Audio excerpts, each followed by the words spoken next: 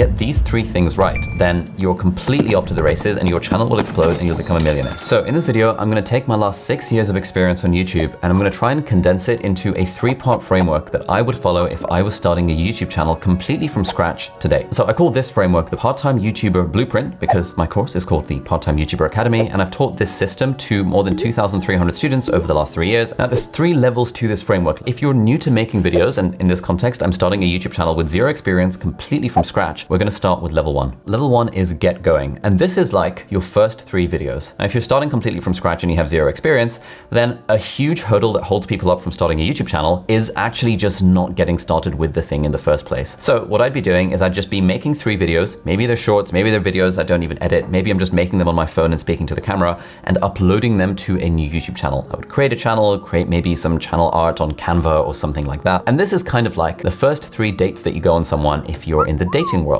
You know, you're kind of getting to know them, you're seeing if you vibe. And in those 3 videos, I'd get some pretty good insight into how I feel about making videos. I'm gonna be absolutely terrible at it because, like with any skill, it takes ages to get good at the thing. But at least at the start, I've made some kind of effort in doing it. Like for example, if you're watching this right now and you haven't yet started a YouTube channel, I suspect the thing that's holding you back is probably overthinking. I suspect it's probably overthinking about your niche. What the hell do I make videos about? Why would anyone watch my content? Will people at my job respond poorly to the fact I have a YouTube channel? All of that overthinking just gets in the way of people. That's why level 1 is to get going and just make those first 3 videos. Because to be honest, YouTube is a lifestyle choice. What you're trying to do, what you're signing up for, if you're gonna take this seriously, is making videos every week for the next like several years of your life. And so it's worth flirting with it for these first 3 videos and just seeing how you feel. If you don't know anything at all about literally how to hold a camera, how to hold a phone, how to edit a video, how to make a thumbnail, how to start a YouTube channel, then there's loads of free content available on YouTube. Alternatively, I've got a course that you can take at your own pace. It's called Part-Time YouTuber Foundations and it's just $1. And if you take the course and you take action on the course and you email us, we will literally refund you the $1 that it costs for the course. It will take you through how to set up a YouTube channel, how to make your first video, your second video, titles, thumbnails, the basics of editing using free software. Anyway, once you've gone on these first 3 dates, once you've made these first 3 videos, at that point you have a choice. And this is choice number 1. This is, do you want to be in a casual relationship with YouTube or do you want to be in a serious relationship with YouTube? Now casual is like, oh, I'll make a video whenever I feel like it. Maybe I'll film a video on a holiday here and there. Serious is, I am committed to this. And that would be obviously the position that I would be in if I was starting YouTube completely from scratch today. I would actively decide, consciously commit to being in a serious relationship with YouTube. That means, just like if you're in a serious relationship with a person in real life, you want to try and see them at least once a week. I would want to be committing to making at least 1 video a week because that to me is taking it seriously. You know, a YouTube channel does not grow if you treat it casually. You cannot accidentally luck into just having a big profitable YouTube channel and that kind of stuff. You have to actively take it seriously. And then once I've committed to taking YouTube seriously, I'm now ready to go on to level 2. Now level 2 is what I call get good, but I would say in brackets, get good enough. Because in level 2, we're gonna be making our next 7 videos. And the point of these 7 videos is to get better at the craft of making videos. And the thing with YouTube is that there are a lot of skills wound up in being a good YouTuber or being a successful YouTuber. There's titles and thumbnails and filming and talking to a camera and like structuring your stuff and storytelling and being reasonable at public speaking if you're going to show your face, and then being reasonable at research and writing and animation if you're not going to show your face, and then actually editing, which takes absolutely ages, and understanding analytics. There are so many skills around what it takes to be an effective YouTuber. Again, in this model, we're starting completely from scratch. I don't know any of these skills. I don't know how to talk to a camera, don't know how to edit a video, so I need to spend these next 7 videos actively trying to improve the craft of making videos. Crucially, at this point, I'm still not worrying about my niche. I don't give a toss what my niche is at this point because all I'm trying to do is get better at the craft of making videos. So my next 7 videos in this get good enough stage are gonna be, I'm just making videos on whatever I feel like. Maybe I just absolutely freaking love these Stabilo pastel colored highlighters, so I might make a video about my favorite highlighter pens. Maybe I absolutely love this D-Brand Ali Abdaal palettes collaboration phone case, and I can make a video reviewing that. Maybe I absolutely love this book that I have on my desk at all times, Show Your Work by Austin Kleon, so I can make a video reviewing the book. It does not matter what the video is about. What matters is that we're getting better at the craft of making videos, and we're not trying to overthink our niche at this point. And again, to use the relationship analogy, this is where you get to know each other a little bit better. You're learning more about the other person, they're learning more about you. And across these 7 videos, and 3 + 7 = 10, so 10 videos in level 1 and level 2, across these 10 videos, you're getting to know the craft of making YouTube videos, but you're also learning a little bit about yourself. Maybe at this point, you're even even having to confront your own emotions around like fear of what other people will think and judgment and self-doubt and all of these other emotional hurdles that can get in the way of us building a life that we love. And so I'd be making these 7 videos on top of my other 3, and I would just be uploading them to my YouTube channel. At this point, you might also want to learn how to get better editing. If you happen to use Final Cut, I have another course about this. It's completely free on Skillshare, or it's included for free as part of my part-time YouTuber Academy. If you want, that'll be linked down below as well. By the way, if you're enjoying this video so far, I would love it if you could give us a thumbs up. Apparently it really helps for the YouTube algorithm. Anyway, once you've gotten beyond level 2, at that point, you have to make the ultimate choice. And the ultimate choice is, do you want to treat YouTube like a hobby,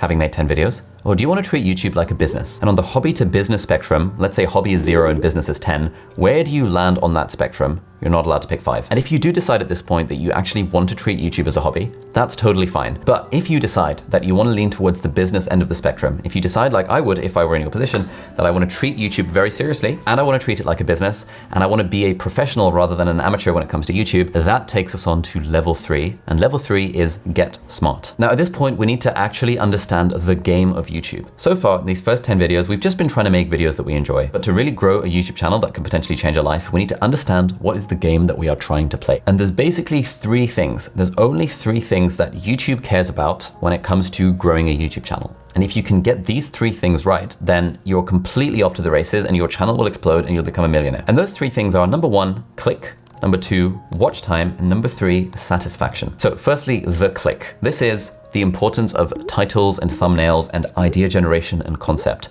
No one is ever going to watch your video unless they click on your video. And so the first step to success on YouTube is earning the click. Your titles and thumbnails and concepts need to be sufficiently intriguing that someone actually clicks on the video. Secondly, we have watch time. Now, the YouTube algorithm cares a lot about how much of your video someone has watched, because the YouTube algorithm is ultimately trying to serve the right video to the right viewer at the right time. And so if a viewer is watching a lot of your video, it means they're getting continuous value from that video. And so watch time is a great signal for the algorithm to then promote your video to more people that are similar to that viewer that watched it for a long time. So we've gotten people to click with our title and thumbnail. We've gotten people to watch the video with everything about the video actually being good. And then we want to leave people satisfied. Now, increasingly, the algorithm is talking a lot more about satisfaction. It's looking at signals, according to my YouTube partner manager, who I speak to fairly regularly, signals like, likes and comments and things. But also YouTube has started putting these surveys for a percentage of their users that you might have seen when you're browsing YouTube. And they've got tons of other signals for viewer satisfaction. So it's not necessarily that you need to get people to watch 100% of your hour-long video, but YouTube has good ways of knowing were people satisfied as a result of the video that they watched. So having understood the game, we now need to talk about strategy. And this is where we're allowed to start thinking about our niche. But at this point, we have to think, okay, there are zillions of videos uploaded to YouTube every single day, and so your video needs to add enough value for the person on the other end to think that it's justified as an investment of time and attention on their part. You're not just competing with the other stuff that's on the side of YouTube in the suggested videos and watch this next. You're competing with their phone. You're competing with things happening in their real life. You're competing with every other distraction in this person's life. So this is where strategy comes in, and this is where it's really important to figure out what is our niche. Now, the way that I've been teaching this for the last 3 years on my YouTuber Academy, I think makes a lot of sense, and that's, the question of niche gets people focused on the wrong things.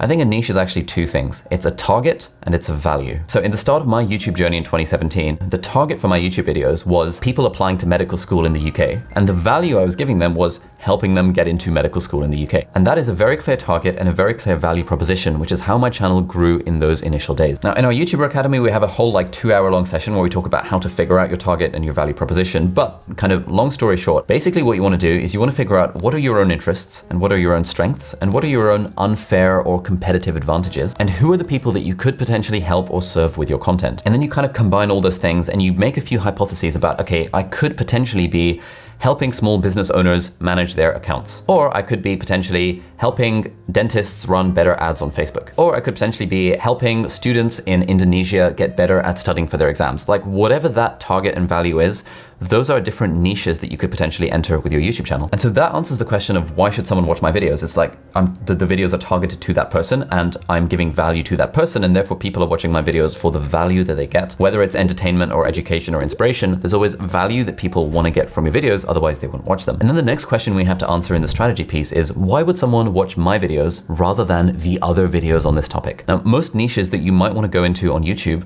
are kind of crowded. These days, productivity, personal development, all of this kind of stuff, ridiculously crowded. And so you need a way of standing out in a crowded market. So again, the method that we teach for this, there's like two things to understand here. There's number one, the market, and number two, your edge. So firstly, we've got understanding the market. And here we want to apply the principles that a business would use, which is why we're treating YouTube as a business.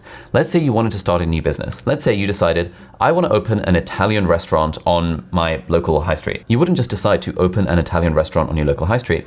You would do some market analysis. You would see, what other Italian restaurants are there in my local area? What other restaurants are there in my local area? What are the coffee shops? What's the clientele like? What's the sort of income of people walking through the area? You'd be doing a lot of analysis before you pull the trigger and just randomly decide to open up an Italian restaurant. And so we'd analyze the market, and then we'd figure out our competitive or authentic edge. And this isn't necessarily about being better. In fact, I think being better is like the worst way of doing this. Firstly, because better is in the eye of the beholder, and also it just takes way more work. But there are loads of other domains in which you could stand out. For example, in terms of the depth of research you go into your videos, in terms of storytelling, in terms of editing, in terms of relatability and authenticity. Maybe you're male in a female-dominated industry, or female in a male-dominated industry. Maybe you're the only person of color who's making that kind of content, and so you're appealing to other people of color just like you. And so there's loads of these different ways that you could stand out in the market, and you just need to figure out what is that, like what is the market and what is my edge. Now, once I've figured out the strategy, the next problem I'm going to run into is that it takes a large amount of time to do all of this stuff well, especially if I've got a full-time job, especially if I've got a family and friends and I want to maintain my health and social life. It's actually really hard to make the time to do YouTube well, unless of course you quit your job from day one and that kind of, but like, again, I'm assuming if I start YouTube completely from scratch,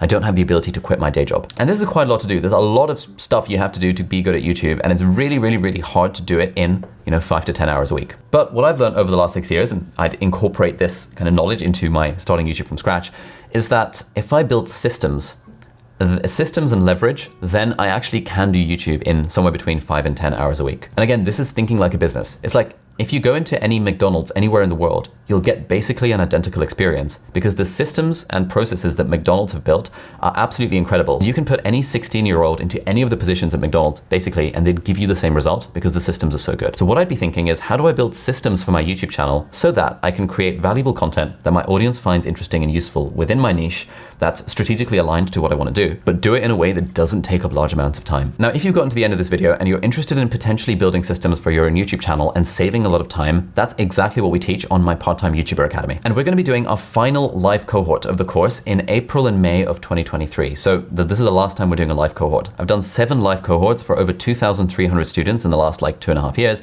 But now it's kind of getting a bit boring, firstly, because I've been saying the same stuff repeatedly for the last 3 years. But also now that this channel has grown and I'm about to publish my book and all this other stuff's happening, my life is going in a direction where running live online courses is no longer compatible with other cool stuff that's happening. But basically the whole course is about how you build systems and processes and tools and templates to operationalize and scale a YouTube channel just as if you were treating it like a business. And I've been building these systems and tools for my channel for the last 6 years. I've taught it to 2,000 plus other students. And so we'll teach that to you on this live course as well. And we've got some really cool looking graphs and testimonials as well from people who have taken the course in the last 2.5 years and whose channels have exploded. And it's just super interesting to see. And the course has a 60-day, 100% satisfaction money back guarantee. Also, I get that the course is pretty expensive because it's live and it takes a lot of effort from me and 10 other people in my team to make this happen. But for the last 3 years, we have been offering scholarships to people who are in financial difficulty who can't afford the price of the course.